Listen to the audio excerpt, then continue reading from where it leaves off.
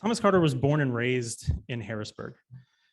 When he joined the Harrisburg Police Department in 1988, this did not separate him in any way from the community he grew up in. It was just the opposite. Commissioner Carter used his roots in the community to foster relationships and cooperation, and has emphasized a community-based policing approach to law enforcement throughout his career. His connection to the community and an emphasis on mutual respect in policing was no doubt a major contributor to being named commissioner in 2014. Since then, Commissioner Carter has won numerous local and regional accolades for his leadership, including honors from the NAACP and Dauphin County Crime Stoppers. He's also won the Peacemaker in Our Midst Award from the World Affairs Council of Harrisburg and the Harrisburg Hero Award.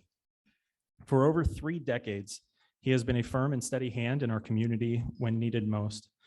And more importantly, time after time throughout his career, he has demonstrated an unmatched ability to de-escalate even in the most dangerous and unpredictable situations. This ability has made the commissioner an invaluable part of the Harrisburg community over the years. So please give a warm welcome today from the Rotary Club of Harrisburg to the Harrisburg Police Commissioner, Thomas Carter. Thank you for the kind words. Thank you for having me here. It's a help to see some friendly faces, people that I know. I'm going to walk you through sort of the history of policing, why things are the way that they are right now, bring you up to current, and hopefully, you'll have some questions for me. Back in 1829, this young man that I really like, he's considered the father of modern day policing, Sir Robert Peel. He came up with 3 core ideals for policing. His first ideal was that the goal of police is preventing crime, not catching criminals. I want to say that over. The goal of policing is preventing crime, not catching criminals. If the police stop crime before it happens, we don't have to punish citizens or suppress their rights. An effective police department doesn't have high arrest stats. Its community has low crime rates. And I believe in what he said there. The second key to what Sir Robert Peel said is that the key to preventing crime is earning public trust. And that's a theme that's going on all through 2020 and even earlier than that, is that community, the citizens feel that they don't have police trust and the police have done nothing to earn that trust. Every community member must share the responsibility of preventing crime as if they were all volunteer members of the police force.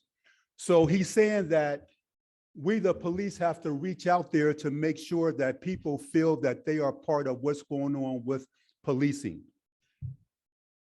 They will only accept this responsibility if the community supports, trusts the police. Again, that magic word, trust.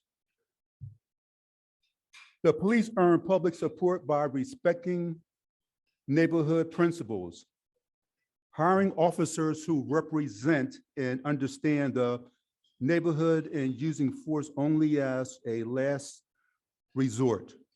Using force only as a last resort. That's very interesting because over and over again, all through 2020, the news media played the Derek Chauvin and the George Floyd incident. And I don't know of any police officer who agreed with that sort of violence, but even before that, even before the George Floyd incident back in April 29th of 1992, Rodney King was beat 53 to 56 times with a nightstick. Did we earn public trust? No. Did the public understand and respect what we did? No. According to some studies, this says that African Americans make up only 13% of the country population, but have 21% of police contact in this country. African Americans make up 33% of prison population and are 3 times more likely to be killed by police than their white counterparts. Let's look at Trayvon Martin. Now, that was between Trayvon Martin and George Floyd, but the most interesting thing down there that happened down in Florida was the stand your ground rule. And other states have that same law where you can stand your ground. There's an interesting trial going on right now where Arbery, I believe his name is, he was jogging through the neighborhood and he was accosted by, some people. Now, you don't have to agree with what I'm saying or anything like that, because I'm not up here to take sides to say, who was right and who was wrong. But you got to look at the crime and you got to look at the force being used. And I don't think that Mr. Zimmerman had the right to use deadly force against Trayvon Martin because of a law called Stand Your Ground. Back in 2014, Michael Brown was shot and killed by Officer Darren Wilson. That was the Ferguson incident. The Ferguson incident put a lot of things into motion. Department of Justice, Eric Holder, they came up with principles on the use of force and everything like that. Now, I'm not up here to say whether Officer Darren Wilson was right or wrong for using deadly force. I'm up here to say that he shot at Mr. Brown 12 times, striking him 6 times. Did the force justify the act? It's up to everybody here to decide if that was accurate or not. The whole country watched in horror as George Floyd went through that there 9 minutes and 20-something seconds of being choked out. And that's what the country remembers about police and police officers, because we were all judged by what Mr. Chauvin did. And police aren't like that. 2020 was a horrible year. 2020 for me was the first year that I wanted to just take my badge and my gun, say, here, take this. I'm done. I'm done. One reason was because the news media just kept beating a dead horse over and over and over and over. There's been a lot of incidents of police using force. Anytime that we get involved with people, the use of force is not pretty. Even if we're on the ground wrestling with them, it is not pretty. But does that paint every police officer in this country? No. Police officers are caring people. That's why they do what they do. That's why they wear badges. That's why they leave their loved ones to come to work to protect you, to protect your assets, to protect your home, to protect your loved ones. That's what police officers do. Mr. Chauvin was a bad actor. Mr. Chauvin should have been terminated because he had numerous use of forces that no one did anything about. Which brings me to Timothy Lowman. He shot and killed Tamir Rice, a 12-year-old juvenile, I believe. And I'm not judging whether he was right or wrong. I'm only saying that Mr. Lowman should not have been a police officer because he was terminated from an agency. And that agency had no responsibility to report to the Cleveland police of his past record. So Mr. Lowman, he went under the radar and he became a Cleveland officer, and he went on a call where a young man was said to have a gun. Then there was a second call that said, wait a minute, it's a BB gun. But Officer Lowman, he used deadly force.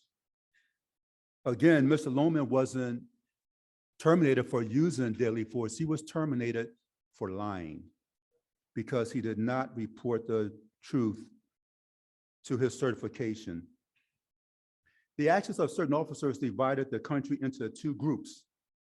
Your defund police group and your group that was yelling, no, give the police what they need, educate the police so that they can help us.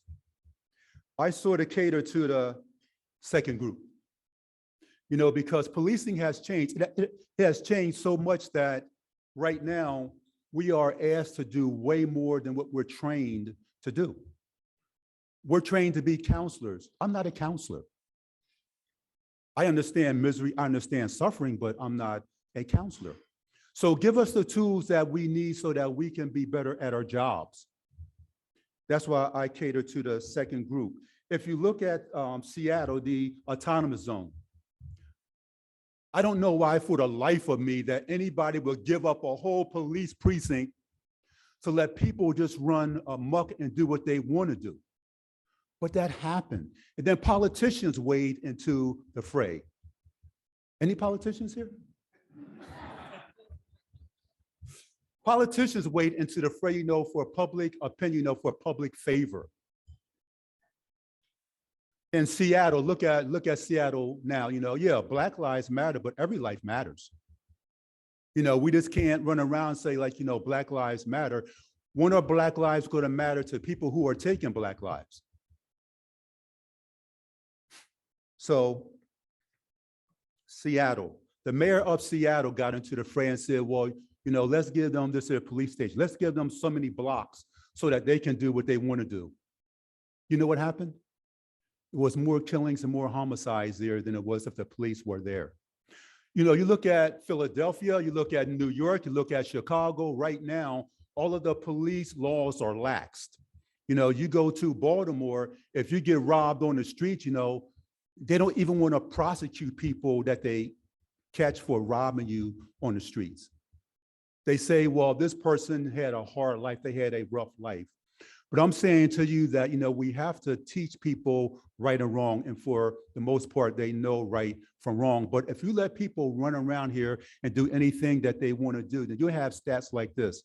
You'll have stats like Chicago, who is nearing 600 homicides right now. You'll have stats near Philadelphia, who's going to hit over 500 homicides. Every major city in this country, from first class, second class to third class city, the homicide rates have went up. Even in our beloved Harrisburg here, we had 20 homicides in 2020. Now, I talked to other police commissioners and they say, that's not a whole lot of homicides. I said, well, guess what to me, buddy? One is too many. Now I cannot control what someone else does, but I can try to make it as difficult as possible for somebody to try to commit a homicide. And that's by taking as many handguns off the street that I possibly can. Starting back in 2014, I talked to Mayor Pappenfuss and we came up with a plan to take a lot of guns off the street. And so far we have close to 1,000 guns off the street. It probably topped that number right now. But the great thing about it is that we did it without pulling the trigger on a juvenile, because most of the people that we're taking guns from, they're from juveniles. Now, you're probably saying to yourself, well, where do juveniles get guns from? They get guns from straw purchases. They get guns from burglaries. There are many means for them to get guns. We just had a terrible incident where a 14-year-old juvenile killed his 14-year-old friend because he was examining a gun. He pulled back the hammer, pulled the trigger, shot his friend in the head. The only way, that we can curb incidents like this here is through education. That's why, we partnered with Harrisburg High School. We're putting SROs back into the schools, hopefully next year, to educate our juveniles. A lot of our juveniles, you'll be surprised that they're homeless. They're homeless. A lot of juveniles, they don't have the fortune, they have houses, but they don't have homes. That's why they join gangs and different things like that. So the answer is to educate our juveniles, and for Rotary clubs and clubs like this who have a love for the city, a love for the youth, to reach out to find out what they can do to make the situation better. And I want to thank Peg and a couple other people who have walked up to me and said, how can we help? How can we make the situation better? Well, you can contact the superintendent of Harrisburg High to find out what they need. You can contact me with the police agency to find out what we're going to do or try to do. I have a love for this city. I have a love for our youth. I want to see everybody prosper, but the answer isn't to arrest, because we only get prisons that are full. We're not solving a problem. It's just a vicious cycle. We have to get people to trust us. We have to get people to understand that There are different resources out there. And a couple years ago, I teamed with Fran Chardo and George Hartwick, Commissioner Hartwick. We talked about having the crisis workers riding with us. Right now, we're one of the few agencies, we have 4 mental health people riding with us. And from the time they started, they done helped us save many, many lives. So what can we do? We can be better partners. We can look out for each other. We can love each other, and we can understand each other or try to understand each other more. Am I my brother's keeper? Yes, I am. I believe in what Sir Robert Peel said. In order for things to get better for everybody, you have to establish trust. They have to trust the police. They have to trust themselves. We don't need any more incidents like Breonna Taylor, George Floyd, or anything like that, because the news media just runs with incidents like that, and they very seldom tell the truth. We have Mr. Rittenhouse incident going on right now, and I'm not here to say whether he's right or wrong, because that's not up to me to say whether he was right or wrong, because I don't know what he was thinking. I just know that we do not need 18-year-old juveniles running around with AR-15s saying that they're going to go defend something. They don't understand what they're doing. They don't understand what the country needs. Wouldn't the country, be great if the Democrats could sit down, Republicans can sit down and put party aside and do the right thing for people? I am not a party person. I am a people person. I don't care what party that you cater to, D or R. If you make sense to me and if you have the love of the people at heart, you have my vote. That's about all that I have right now. I hope I made a little bit of sense. I didn't ramble on too much, but I was trying to generate conversation. So please ask me questions.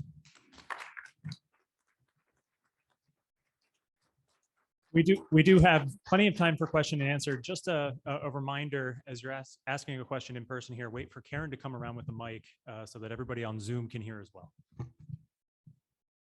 Commissioner, thanks for being here. And on behalf of, I'm a city resident, and I know there are quite a few members who are city residents. On behalf of all of us who live in this city, work and play and enjoy it, thank you for your leadership. Thank you for your diplomacy. You're a great diplomat, and I also appreciate your vulnerability in saying that in 2020 there were moments that you wanted to just put down your badge and your gun. What exactly kept you from doing that? A good question. Thank you for that question, sir. I examined myself. I thought about the love that I still have for the job. I still enjoy getting up, coming to work every day since 1988 and doing the job the best that I can possibly do it. I love the people that I work with. I love Detective Trovey, who's sitting like right there. She's a hard worker. And I look at people like that and say, what keeps them going? What keeps motivating them? And I look at the year of 2019 and 2020. We had a lot of protests here. We didn't have the incidents that other cities had. And my officers, they often come back and they say to me, the reason we didn't have any burnt buildings, no broke out storefront windows, no looting, no rioting was because of your leadership, sir. So that's what keeps me here. I also live in Uptown Harrisburg, so I appreciate your service very much. You actually hit on one thing, which was, actually, let me say this. I love that you were willing to just lay it out. There's a big elephant in the room, and I really respect your I'm going to hit on it head on, straight out of the gate. So I like specifically, you talked about Seattle. I see there are some changes happening in Seattle with the newest elections that are coming. I appreciate the fact that what happened in Seattle did not happen here, thanks to your leadership.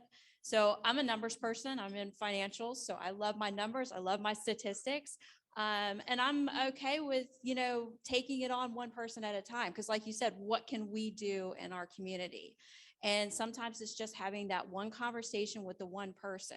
So, but we need to arm ourselves with knowledge and information and statistics. So what source can we go to where we can arm ourselves with the knowledge for our local community so we can have those great conversations with our neighbor next door and inform them so that they make good decisions. I don't care what decision you make, just make an informed decision. So how can we inform our neighbor? Right now, we put things on a website. We have a city website that you can see our crime rate. Over the last 10 years, Harrisburg's crime rate has been trending down, regardless of what Penn Live says. And I love Penn Live because they have jobs and different things like that. So I get it, and they want to stay relevant. But in 2020, we had a terrible year. But our crime rate has been trending down. But Harrisburg has a website, and it escapes my mind right now, but you can go on the website. We put things up there. You can see what's going on all over the city. You can see our hot spots and everything like that. We have a website where we're trying to get people to let the city have access to their cameras and different things like that. We have a lot of things planned for this city, a lot of good things, but we do have a website where you can find out any information that you want about what's going on throughout the city. I hope I answered your question.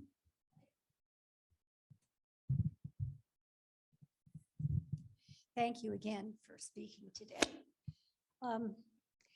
You spoke of opportunities for counselors to ride with you.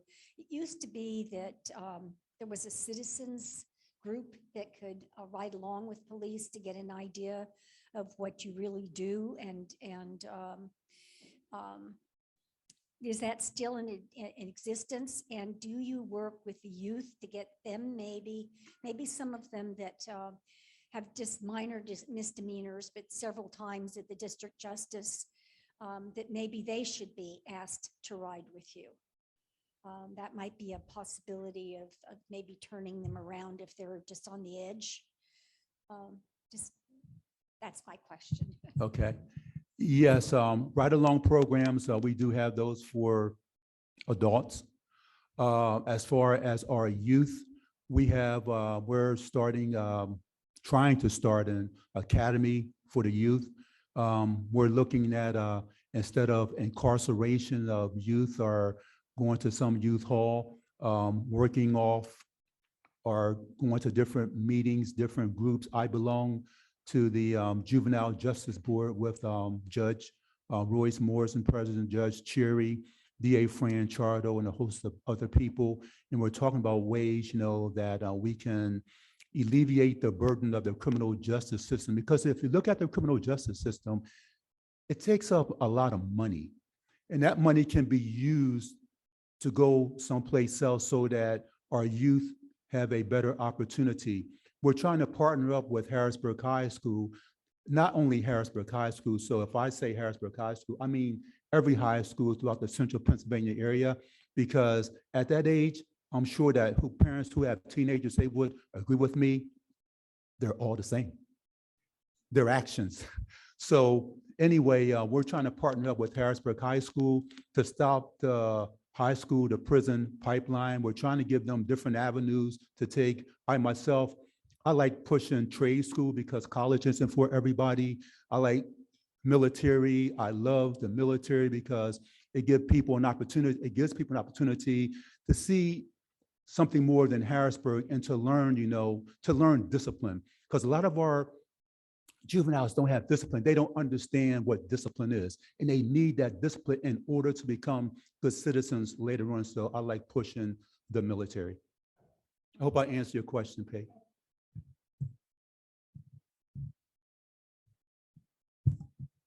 Thank you for coming this afternoon. There's a couple of things that you said that I want to expound on, but I want you to explain. As I sit and I listen to what you said in this room today, there's some other things that people need to understand as well. And I'll use me as an example. Growing up, the police was not always kind to me as a young African American. So naturally, I would form an opinion, right, wrong, or indifferent. So therefore, you have to also look at the relationships of how you develop respect. I would say nowadays, respect is a lot better than what it was before. I would admit that. There's much more sensitivity. But as you brought up all the cases that you just brought up early on, unfortunately for me as an African American, even though we know some trials are going on, I have to be honest with you, I'm not really thinking it's going to go the right way. And when I say the right way, from a Black African American perspective. So what I want all of you to do today, as you listen to all the things that he said, just think about it. A lot of you want to know why. I remember when Obama had made a statement about he would tell his son to be very careful when he was pulled up by the police. My father told me the same thing. And I continue to tell that to young people. It should not be that way. So I think people like you who are role models that are very important. And I think that young people need to understand that there needs to be a partnership between both of us. But let's be clear in this audience here. Everything is not all peachy and cream. So you have to understand what are some of the reasons why some of the situations are. And I will close with this. I get very upset when I hear the word, two things that bother me. All lives matter. We've always known all lives matter. My father taught me all lives matter. But at some point in my life, I wasn't sure if all Black lives matter. I'm telling you that because I can name you personal friends or people that I knew grew up in my neighborhood. Unfortunately, their lives did not matter. Every lives matter. But the focus was supposed to be on you understanding things that we have been telling you for years and years and years that you really didn't believe until you saw the cameras who told the story. That is what made this whole thing different, all the cameras that we all have on our phones. So I want all of you to understand, we have been telling you this a long time, a lot of these things been happening. Rodney King, you think that surprised me? No, because I can tell you times there were more Rodney Kings, right, wrong, and different. But I also want you to understand, the Black community does not want you to defund the police in terms of we don't want police to come to our neighborhoods. That's the most craziest thing I've ever heard. But somebody has taken that word and they ran with it. So give us some credit sometimes. When we say defund the police, they're not saying to you they don't want policemen to come. What they're saying, maybe they need to have mental health, maybe you need to have this, maybe you have, because police can't do everything. And so we need to be real about this. And I want to commend you because you just broke it down. And I hope all of you that's here today and those of you on Zoom understand there's a problem out there. We all have to work together. But sometimes understand why we feel the way we feel. Thank you. And if I could, I would like to respond to that. You know, to give you a little bit of history about myself. One of the main reasons I put this uniform on is because back when I was growing up, my father, he was a military veteran. And, you know, him and I used to hold conversation. I used to say to him, Dad, well, why do the police come into our neighborhood, just talk to us any old way? Just like, you know, we're not human, we're not relevant. Then they get back in the car, then they ride off, you know? So, you know, he says, son, I'll tell you something. You can complain all you want to, but until you take a positive step by becoming a police officer to find out the inner workings of the police, and then maybe one day you'll have an opportunity to make change. I said, you know something, Dad? You're right. I'm going to do that. And that's what I did. I joined the police force, started off from the bottom, tried to find out the inner workings of the agency. And the biggest thing that I found out is that leadership is at the top and it trickles down. The way that the leaders act inside, your officers will act the same way. So I'm not faulting those officers for the way that they came into my neighborhood, for the way that they talked to us. Their training dictated that. They didn't know any better. So we have to change the training of police and the understanding of everybody so that there is public trust. And the only way you know that we can do that is by getting everybody on the same page. Thank you.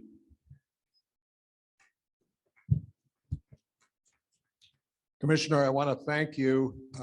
Last month at my invitation, you came and met with a number of Midtown residents at our building at Historic Harrisburg to be very frank about what you could and could not do and where some of your far greater challenges were. And I think that opened some eyes for some of the Midtown residents to understand that their problems are not the most acute problems in Harrisburg. Nevertheless, your responsiveness, you even gave me your private cell phone number. Several of your patrolmen have my cell phone number so they can contact me. And I've been contacted in the middle of the night if there was something they felt I needed to know. That kind of accessibility of our police is really one of the great things about Harrisburg. And I know you've worked very hard at all levels, and especially now as the head of our police, to make sure that that happens. And we certainly thank you for it. I thank you, sir. No, Harrisburg is a beautiful third-class city. We have a lot of opportunities here to make Harrisburg even better. The things that bother me is back when I was growing up, there were no vacant houses or rundown houses in the city. There were no rooming houses or anything like that. We had property owners. Property owners. I'm a firm believer in property owners. I'm a firm believer if you give somebody a chance, an opportunity to be a homeowner, they're going to make the best of it. Right now, what really kills me is that we have too many properties that are internet-based properties that they just keep moving around, and I can't catch up to the rightful owners. Until we change things like that, Harrisburg will look the way that it looks. We need a bigger tax base, but we have plenty of land here. We have opportunity to do it. I just hope that, the Midtown people who live in Midtown, Allison Hill people, I just hope that we can all come together to beautify Harrisburg, to make Harrisburg a better and safer place, and to fix up the school districts. And they're trying to, you see, because people don't leave an area because of crime. They leave it because they get married, they have kids, and that's the education system. So let's fix up Harrisburg High School system, make that a great school system so that we can get tons of people back here to make Harrisburg the gem that it is.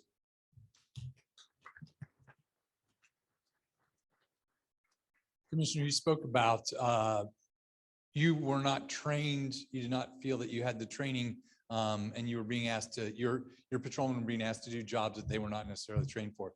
Do you feel you're getting those resources now? And on a specific note, Blake Lynch, who used to be a part of our club, I know that he's moved on to another job. Do you have someone that has moved into that role that we would be familiar with or might get to know? Yes. Blake Lynch did an excellent job. And the reason that we had a pretty decent year back in 2020 is because Blake Lynch, along with my police officers, my community service officers, we fed the city for months. And people noticed that, we fed high school kids and we fed the elderly. And we did it for months, and we continue. Can you hear me? And we continue to do this. Blake Lynch has moved on. I'm really proud of him because during his stay there, he did great things for the city. We have a young lady, Miss White, who has taken Blake Lynch's place. And I will get everybody who wants her phone number, her phone number, so she can be your point of contact. I just want to just say this about my police officers. I have a younger force. I am 20 officers short right now, but these young officers that I have, they do a tremendous job. They do a great job. And I'm so proud of them because day in and day out, they come to work not knowing what they're going to run into, not knowing what they're going to be dealt with, but they keep coming back because they love the city. And if you look at our incidents of bad contact with the public, the most that I get is that I don't like how he talked to me. You know, we don't have very many use of force violations or anything like that. I don't like how that officer talks to me. And I keep telling my officers that what comes out of your mouth will get you in trouble. It doesn't hurt you by saying, yes, sir, no, sir, yes, ma'am, no, ma'am. And they're learning, but they're young. But they do a fantastic job.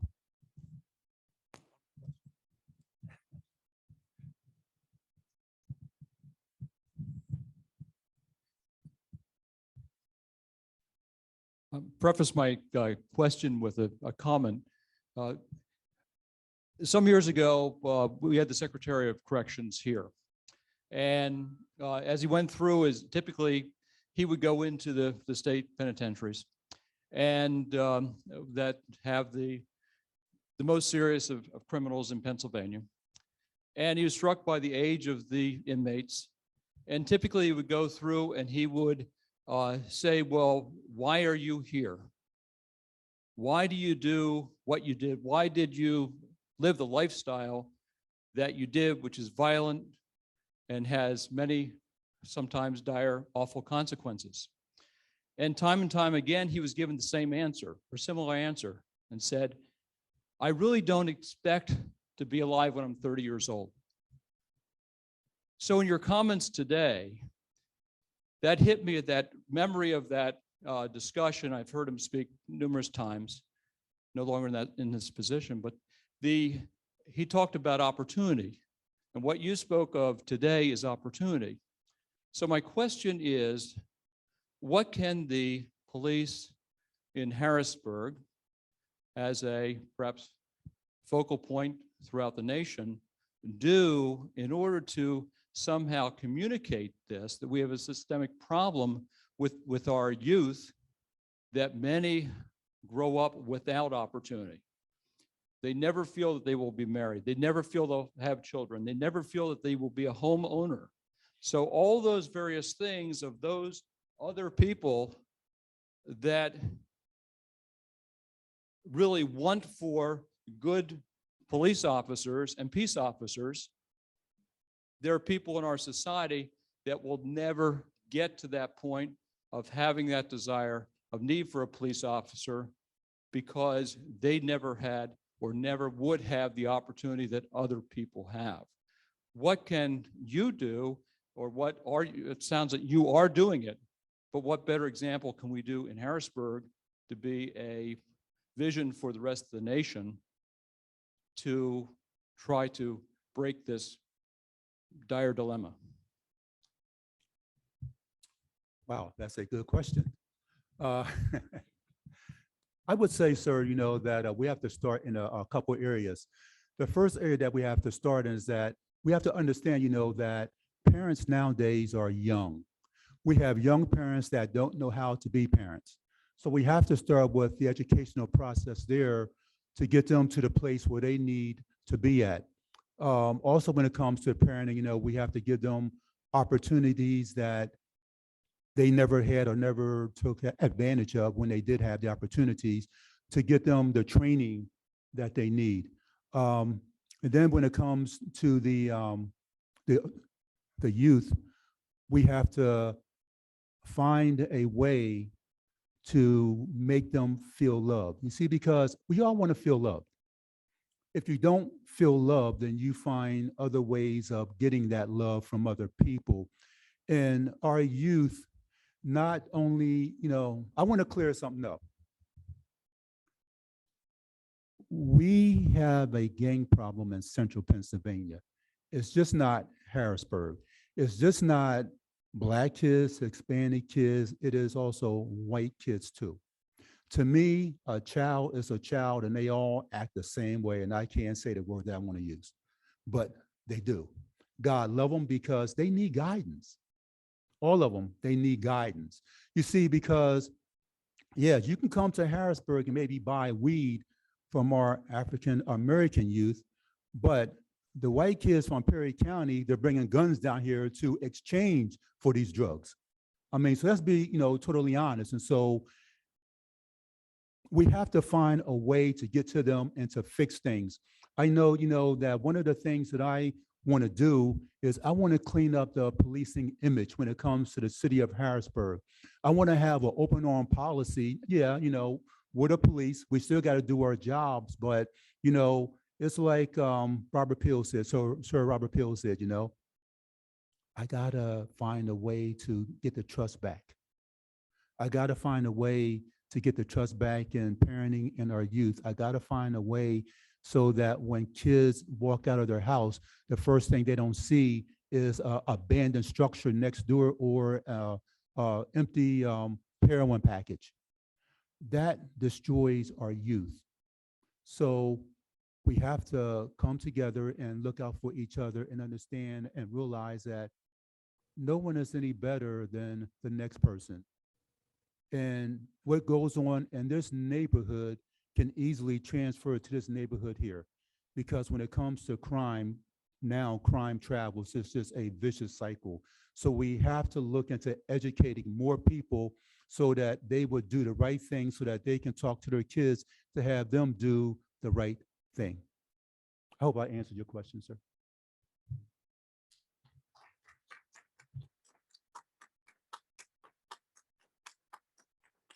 I need one more question. I knew it, see? I knew it. Commissioner, Yes, sir. your leadership at that protest at the Capitol was the way to de-escalate that the nation got to see. Thank you for doing that for Harrisburg. Homelessness is affecting a lot of communities. What do you see as best practices and how are you affecting that here? That's a big issue right there. Right now, we're trying to work with Pinnacle Health and other agencies to find people shelters. As we all know, homelessness can involve a lot of funding. It also involves mental health. And, you can try to help people, but sometimes people just don't want that help. When it gets cold outside, it drives me crazy in sub-zero weather to see people sleeping at the bus stops and different things like that. So, we try to partner with Pinnacle Health and some other mental health agencies to make sure that we have plenty shelter for everyone. People, I've been told that people come to Harrisburg who are homeless because Harrisburg police do not harass them. They try to find them shelter. I don't know if that's a good or bad thing, but I think it's a good thing because we're into the people helping business, but we just don't have enough shelters to take care of everyone. So yes, sir, homelessness is a big issue. It's something that we have to all tackle because it involves a great deal of thinking and a great deal of money in order to combat the problem. I thank you for your time. I hope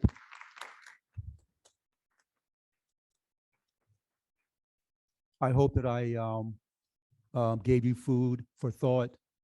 I know that your questions gave me food for thought. Thank you for listening to me, attentiveness, and I'm looking forward to the next time that you invite me back here because the food is good. Thank you, Commissioner. One more round of applause for Commissioner Carter. It was an honor to have you speak to our club today. Thank you for taking the time and for holding such an important dialogue with our club and for that marathon question and answer session. More importantly, thank you for your years of service to the community. In true Rotary fashion, as a thank you, we have here one of our pancake for a purpose kits for Commissioner Carter so that he can go home and make some delicious pancakes. And there's even one of the now coveted Rotary branded spatulas in here for you. We do have a new member mini classification talk today from Patrick Nese. Patrick?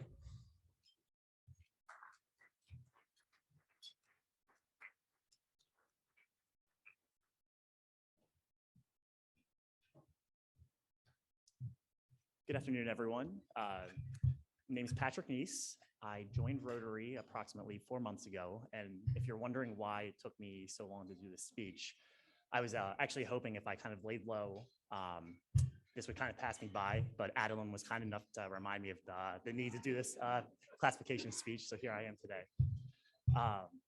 So about myself, I grew up in this area. I currently live in downtown Hershey. My address is actually Chocolate Avenue. So one of my favorite things when I'm on the phone with someone and giving my shipping address, when I say Chocolate Avenue to them, they kind of pause and they're actually asking, like Chocolate Avenue. And I said, yeah. And then when I say Hershey, Pennsylvania, they're like, oh my goodness, it makes sense. So I recently got married a few months ago. My wife, she's an occupational therapist. She works at Penn State Health. The company I work for is heavily involved in land development and commercial real estate in the Harrisburg area. So my background is in accounting. I went to Penn State University, and I kind of do a lot of our reporting and meet with potential customers of either in our commercial real estate buildings or if there's any projects that potentially might be going on our land that we own. Outside that, the individual who really got me thinking about Rotary is Andy Hetrick. He just had nothing but good things to say about Rotary. And the owner of my company actually has been a Rotarian here in the Harrisburg district for 25 plus years. He also had nothing but great things to say about Rotary. I'm a big brother in the Big Brothers Big Sisters program. My little brother just graduated high school this past when would that have been June from Lower Dauphin. We were matched while he was in 3rd grade, so it was quite the experience to see him go from when we were matched until he graduated. Outside that, I look forward to. I've met a lot of you already, but some of you are former colleagues of mine. I look forward to meeting you more and being more involved as time goes on at the Rotary.